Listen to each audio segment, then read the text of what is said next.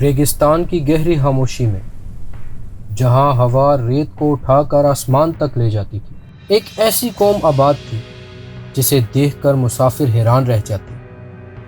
ایک قوم جو اپنی طاقت، اپنی لمبائی، اپنی عمارتوں اور اپنی دولت کی وجہ سے مشہور تھی۔ ایسی قوم جو پہاڑ کاٹ کر شہر بناتی تھی۔ لوگ کہتے تھے کہ آج کے آدمی جب چلتے تھے تو زمین لرز اٹھتی تھی۔ لیکن سب سے خطرناک چیز ان کی طاقت نہیں، سب سے خطرناک چیز ان کا غرور تھا۔ یہ قوم اپنے جسموں پر غرور کرتی تھی اور خود سے پوچھتی تھی، ہم سے زیادہ طاقتور کون ہو سکتا ہے؟ عرب کے علاقے احقاف میں یہ قوم بسی ہوئی تھی، جس کا مطلب ہی ریت کے پہاڑ ہے۔ یہ علاقہ یمن اور عمان کے درمیان پھیلا ہوا تھا، جہاں دور دور تک صرف ریت، ہوا اور خاموشی کا راج تھا۔ مگر آج کے لوگوں نے اس خاموشی کو اپنی محنت سے زندہ کر دیا تھا۔ انہوں نے ریگستان کے بیچ میں شہر بسائے، اونچے ستون بنائے اور پہاڑوں کو تراش کر ان میں عمارتیں بنائیں۔ ان کا سب سے مشہور شہر ایرام تھا۔ کہتے ہیں کہ ایرام کے ستون اتنے اونچے تھے کہ دور سے دیکھنے پر ایسا لگتا تھا کہ آسمان چھو رہے ہیں۔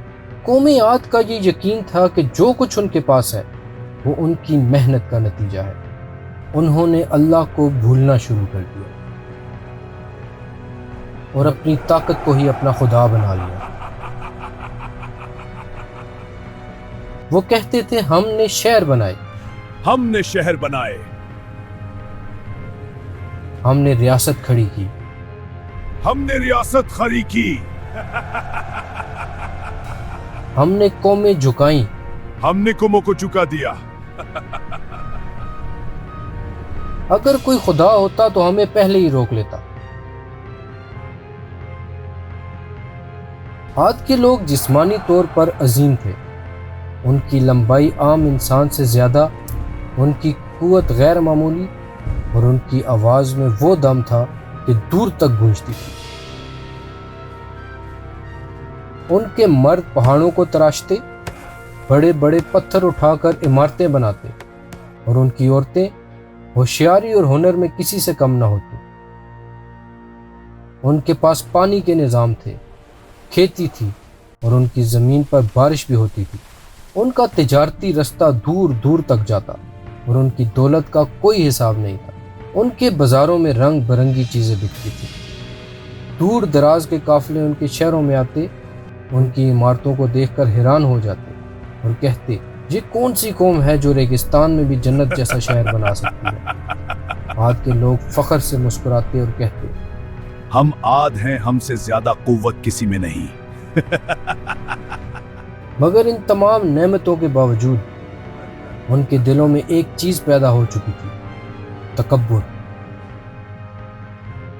وہ اپنی قوت کو اپنا خدا سمجھنے لگے۔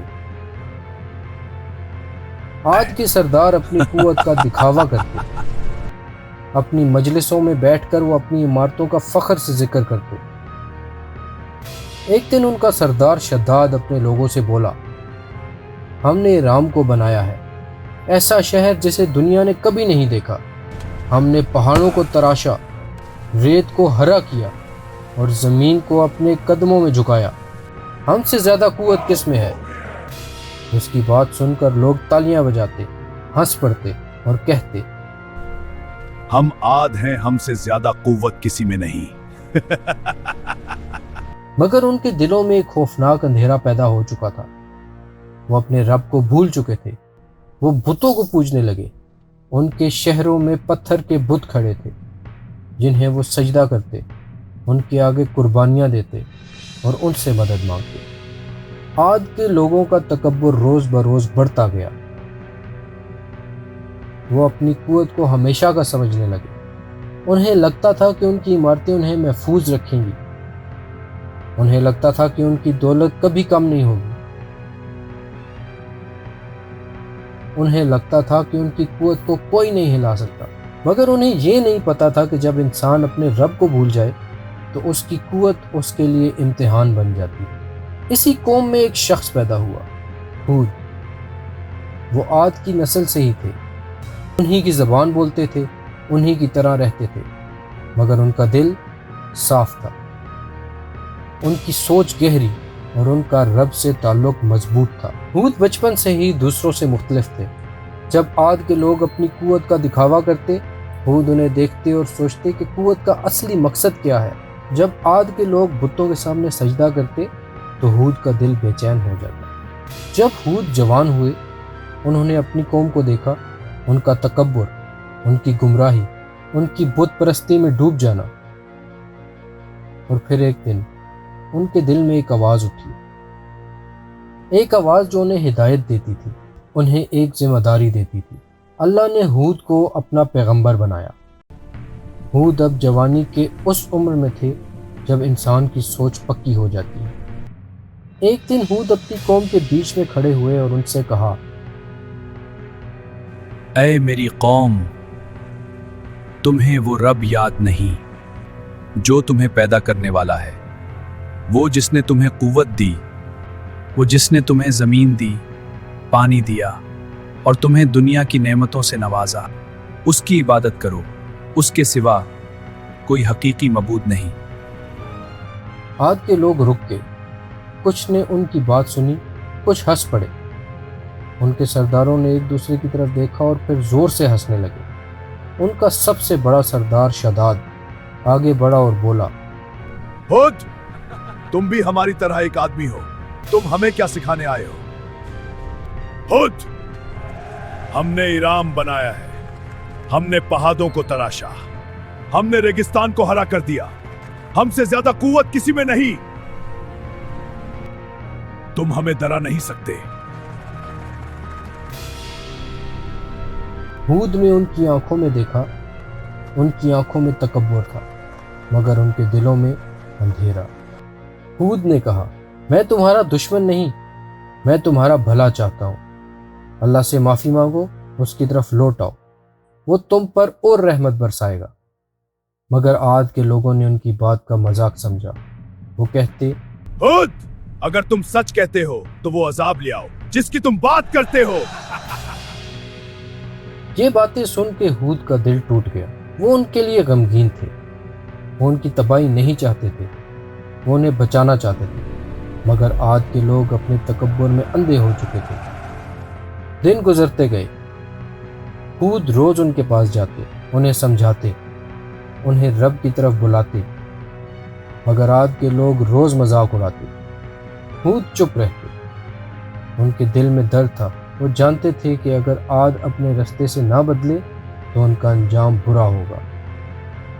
ایک دن ہود نے اپنی قوم کو پھر بلایا۔ انہوں نے کہا، اے میری قوم، میں تم سے کوئی اجر نہیں مانگتا، میں تمہارا بھلا چاہتا ہوں۔ اللہ سے معافی مانگو، وہ تمہاری زندگی کو آسان کرے گا۔ مگر عاد کے لوگوں نے کہا، ہود، ہم تمہاری بات نہیں مانیں گے، ہم بتوں سے مدد مانگیں گے، وہ ہمیں بچائیں گے۔ ہود نے ان کی بات سنی تو ان کی آنکھوں میں آنسو آ گئے۔ انہوں نے کہا، تم ان پتھروں سے کیا امید رکھتے ہو جو نہ دیکھ سکتے ہیں، نہ سن سکتے ہیں، نہ تمہاری مدد کر سکتے ہیں؟ تم اپنے رب کو بھول چکے ہو، تم اپنی تباہی کی طرف بڑھ رہے ہو۔ مگر عاد کے لوگوں نے ان کی بات کو ہوا میں اڑا دیا۔ پھر ایک دن آسمان نے اپنا رنگ بدل دیا، بارش رک گئی، بادل آنا بند ہو گئے، زمین سوکھ گئی، کھیت جلنے لگے، پانی کم ہو گیا۔ عاد کے لوگ پریشان ہو گئے۔ ہود نے پھر سے ان سے کہا، توبہ کر لو، اللہ سے معافی مانگ لو، وہ تم پر رحمت برسائے گا۔ مگر عاد کے لوگوں نے کہا، ہم اپنے بتوں سے مدد مانگ لیں گے، وہ ہمیں بچا لیں گے۔ انہوں نے ایک قافلہ بھیجا تاکہ وہ بتوں کے آگے دعا کریں۔ قافلہ گیا مگر واپس نہ آیا۔ آسمان اب بھی خاموش تھا، زمین اب بھی سوکھی تھی۔ عاد کے لوگوں کے چہروں پر پہلی بار گھبراہٹ نظر آ رہی تھی، مگر ان کا تکبر اب بھی ٹوٹنے کو تیار نہ تھا۔ ہود انہیں دیکھ کر سوچتے، یہ قوم اپنی تباہی کی طرف چل رہی ہے، اور میں انہیں روک نہیں پا رہا، مگر وہ پھر بھی انہیں بلاتے رہے، کیونکہ پیغمبر کا کام صرف پیغام پہنچانا ہوتا ہے، ہدایت دینا اللہ کا کام ہے۔ سوکھا سال لمبا ہوتا گیا، آسمان بالکل پتھر کی طرح خاموش تھا۔ آج کے لوگ روز امید سے آسمان کی طرف دیکھتے، مگر وہاں صرف دھوپ اور دھول ہوتی۔ ان کے کھیت جل گئے، ان کے جانور کمزور ہو گئے، اور ان کے چہروں پر پہلی بار تکبر کی جگہ گھبراہٹ نظر آنے لگی، مگر ان کا دل اب بھی صحیح رستے پہ آنے کو تیار نہ تھا۔ ہود ان سے کہتے کہ اے میری قوم، یہ سب تمہاری اپنی ضد کا نتیجہ ہے، اللہ سے معافی مانگ لو، وہ تم پر رحمت برسائے گا۔ مگر عاد کے سردار اب بھی اپنی ضد پر تھے، اور انہوں نے ہود کی بات نہ مانی۔ پھر ایک دن آسمان پر ایک بادل ابھرنا شروع ہوا، دور سے وہ کالا دکھ رہا تھا۔ عاد کے لوگوں نے اسے رحمت سمجھا، وہ چیخ کر بولے، دیکھو بارش آ رہی ہے، ہماری زمین پھر سے جی اٹھے گی۔ لوگ گھروں سے باہر نکلے، بچے خوشی سے ناچنے لگے، اور سردار فخر سے بولے، خود کا خوف جھوٹا تھا، اللہ نے ہمیں چھوڑ دیا ہوتا تو یہ بدل کہاں سے آتا؟ ہود نے انہیں کہا، اے میری قوم، یہ وہ بادل نہیں جیسا تم سمجھ رہے ہو، یہ عذاب کے بادل ہیں۔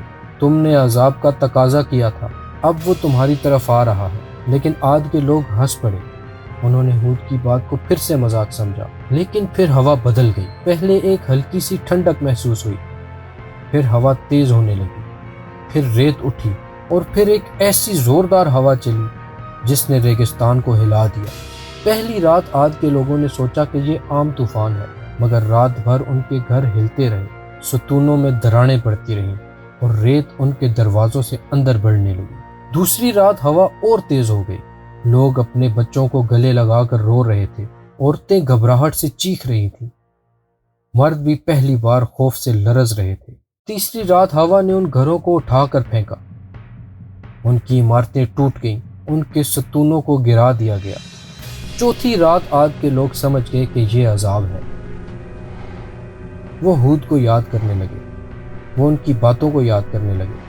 وہ کہتے، کاش ہم نے ہود کی بات مان لی ہوتی، کاش ہم اپنے رب کو نہ بھولتے، مگر اب دیر ہو چکی تھی۔ 7 راتوں اور 8 دن تک یہ طوفان جاری رہا، ان کی چیخیں ریگستان میں گونجتی رہیں، مگر ہوا ان کی آوازوں کو دبا دیتی۔ ان کا تکبر ٹوٹ گیا، ان کی قوت مٹی ہو گئی، ان کی عمارتیں ریت میں دفن ہو گئیں، اور پھر سب کچھ خاموش ہو گیا۔ جب طوفان رکا، ریگستان پھر سے صاف تھا، آسمان نے پھر سے نیلا رنگ پا لیا، ہوا ہلکی تھی، مگر عاد کا کوئی نشان نہیں تھا۔